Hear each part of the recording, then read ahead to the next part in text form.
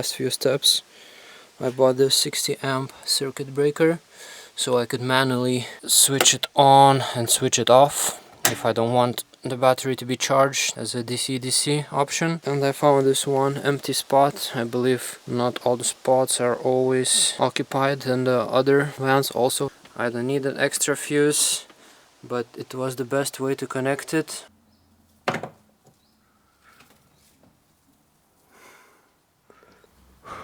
Okay, nothing exploded. Nothing major happened. Okay, I can see one light. The hand control.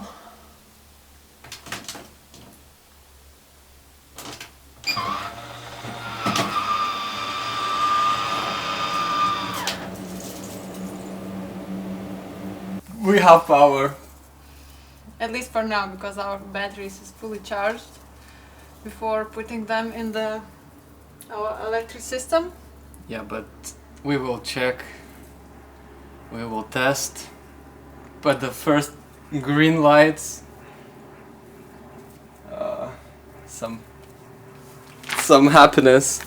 I never thought that this little thing will make me so happy.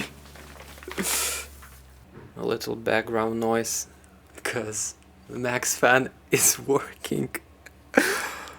I was so excited when I turned on the switch that I didn't even realize that not everything is right there. And for first few hours I thought that I did something wrong, but then I remember that there was one thing in the box, one green little thing. This one. Apparently without this your DC-DC charger will not work. So some small stuff may ruin your day, really. This thing has to be plugged in. So let's do this. Okay, and we should start seeing the DC-DC. Oh yeah, I can see it.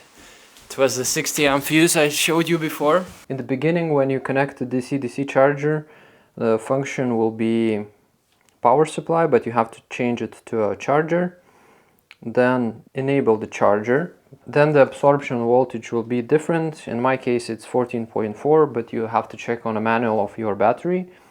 Float voltage as well. You have to do some tests and you can see when it's 100%. The bulk settings I didn't touch because it was on a preset which is made for lithium iron phosphate batteries. And adaptive absorption time I didn't touch as well, I just keep it on. For the engine shutdown detection, this setting is the most important one. I was confused in the beginning because I didn't know if my alternator is smart. Well, you have to check it with a model, but usually Euro 5 or Euro 6 cars with that emission label, those have a smart alternator, and there's a tests how to measure if your alternator is smart. Basically, if it changes the voltage, it's smart, so usually it's saving energy while you drive. Basically, newer version of vans has the smart ones. As the start voltage 14, because I checked what voltage gets when my starter battery starts. Delayed start voltages are in specific cases,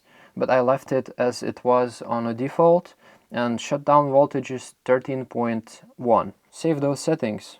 So charger, input voltage lockout. So it means it will not be charging the battery while the voltage is between 12.5 and 12.8. Extra layer of safety to not drain your car battery in general. We can see on a battery it's 0 amps, and I just turned off the solar charger on a purpose that we can just see through the DC-DC charger how much does it make. So we see current is zeros. And now the ignition started, it got up quite a lot, and after this our car battery voltage increased quite a bit, and it started to give a 30 amp current to our main battery. The battery is 99% charged, but it still gives 437 watts, and it is basically what it says on the manual. we have to get 430, but later on it will get hotter, so it will be like that until 25 Celsius, and it will get lower and lower until 40 Celsius. It will be 360 watts. So yeah, it's all about the temperature, and we will regulate it with our inside fans. So yeah, this is charging, and it's a bit inaccurate because you have to check all the details while your battery is 50% drained to get the most accurate readings.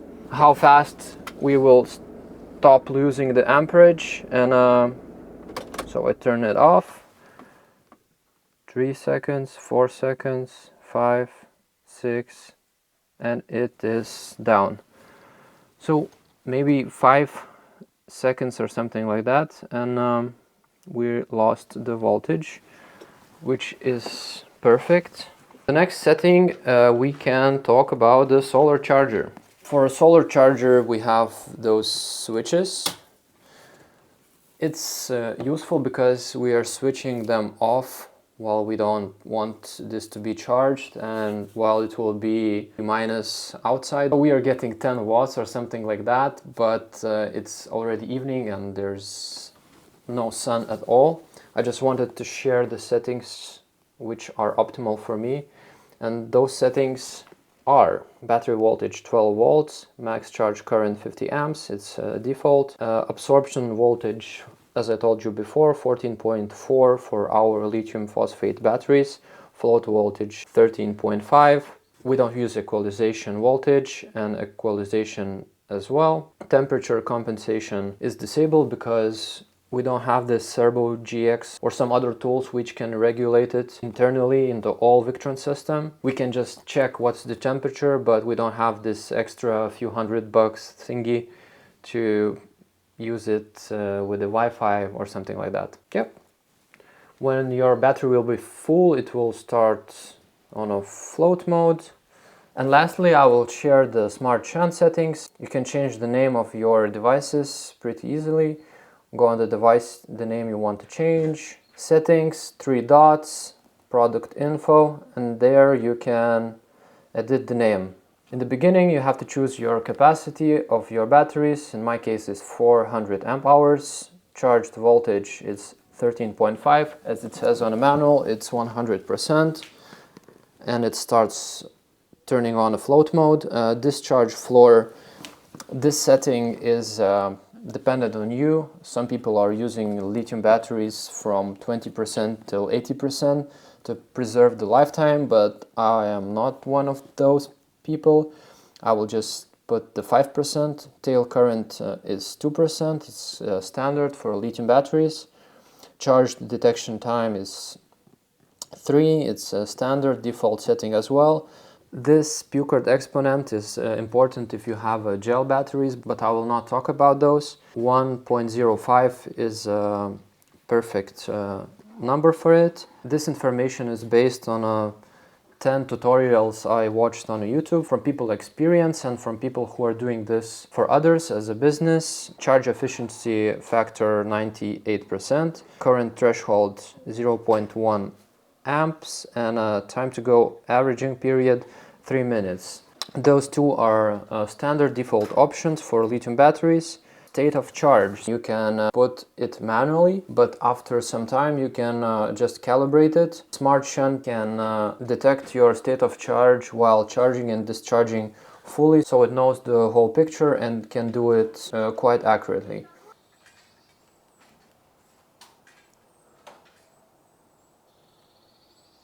Can you show how it looks? How dirty it is? We never cleaned it after we just installed it.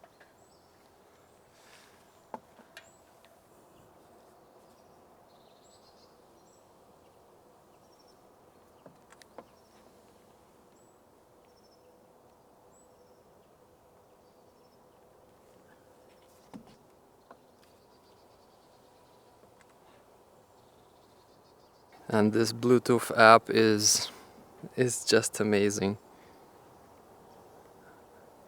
The track, it's not necessary, but it's amazing toy. At first.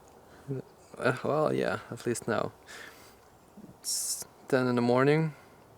The sun is hitting the solar panel at something like 20 or 30 degrees. So it's not perfect, ideal, but it's already 90 watts. Interesting to track. In the beginning, at least, it's super fun. I will do the stress test. I have one device, the heater, which I use to shrink the cables. It takes 1800 watts of power, raw power. And we will check our system maximum capacity in general. I need to touch the cables if they are not hot, and the inverter itself, will it handle it? I believe it's supposed to, but Vicky, come here. Will it handle this little thing? Yeah, I will record the screen. Screen is recording, right? Okay, so turning it on.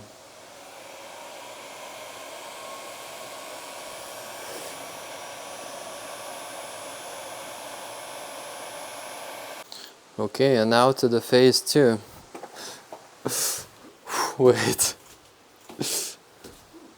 Right, turn it on.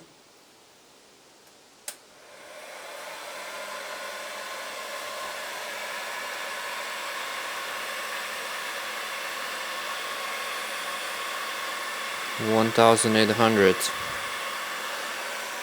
That was counted for the maximum capacity we are going to use, but it will not happen frequently. I believe I will not purposely turn on everything. Oh, and about the amperage, I was using the calculator and it was pretty accurate. Well, there was few more factors to add up, but I didn't knew those factors. Energy loss factor and some few extra factors, but in reality now you can see, I will put it on the screen, that we are drawing 1830 watts of power and it makes 145 amps.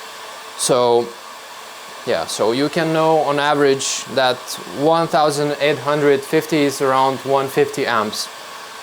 If you do everything correctly and use the proper cables, and yeah, and it was correct. I'm happy with it. Now we are cooking with the heater and checking if everything's alright for the extreme all drawing power situations, which, as I mentioned, will not happen frequently. I believe it will not happen at all. Because we have just one water heater which draws 1200 watts, so we will purposely not turn everything on a moment we are heating the water and going to the shower. Maybe, I don't know. Everything for now is just a speculation, because when we start living in a van, the things will change and all the thinking will change dramatically, I believe. I would say little warm, so I believe it is okay. I have to consult it with the people who does the electric things.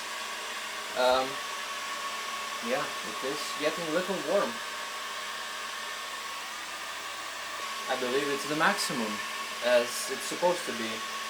We used 50 square millimeter cables, which were full copper strips.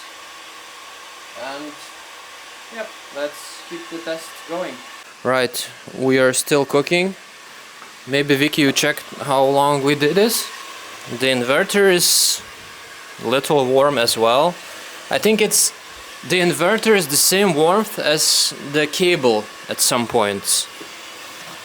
I believe our system passed the stress test, because now it's around 15 minutes running on full blast on power. Everything feels alright, so the fuses are okay. We are getting some power losses, but it's also okay. We are not ultra professionals. We just took the advices from all the YouTube experts, which are doing the commercial thing and installing electric systems for others. But the theory worked, and we will check with the long-term experience later on. I think we will stop our test right here. Alright, I can see that, and I can hear that inverter is trying to reduce the heat, and the fans are blowing.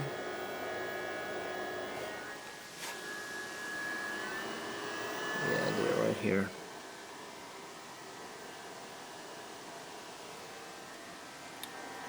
So the stress test was successful. So this little cable right here, which is going to the master fuse, was a little warmer than all the others. Also, I bought the temperature sensor from Victron as well. It was not expensive, but I need to monitor my temperature because it will go below zero, and lithium batteries cannot be charged below zero, so we definitely have to know.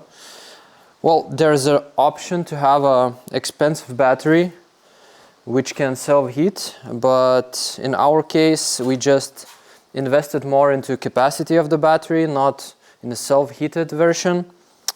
Maybe it was a mistake, but in our case we will install this temperature meter and it will go straight to smart shunt. Negative will go to the aux, and another terminal, which is right here, this is temperature meter, so when it will touch the metal it will calculate and do some magic, and it will send a signal so I can check it via Bluetooth through the app of the smart shunt.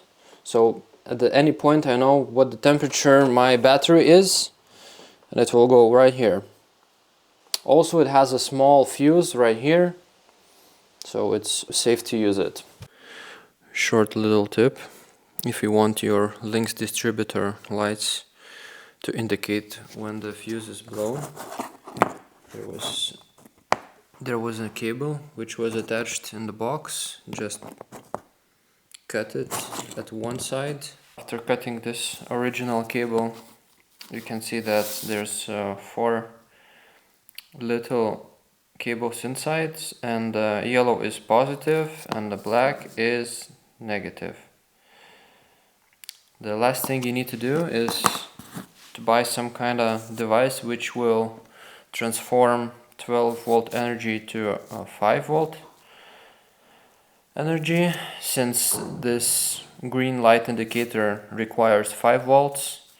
In my case, in an electric shop, I found this thing.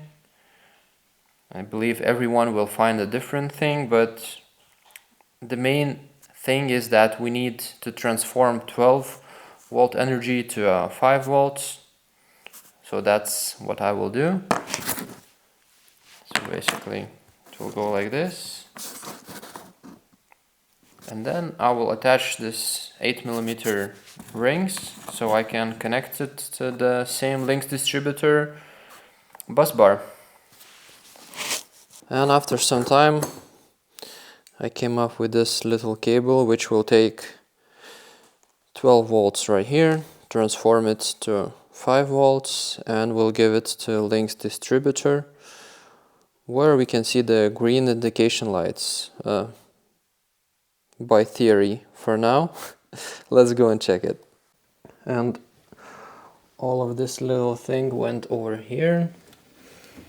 It connects through the phone cable, internet cable right there, and it goes to the positive and negative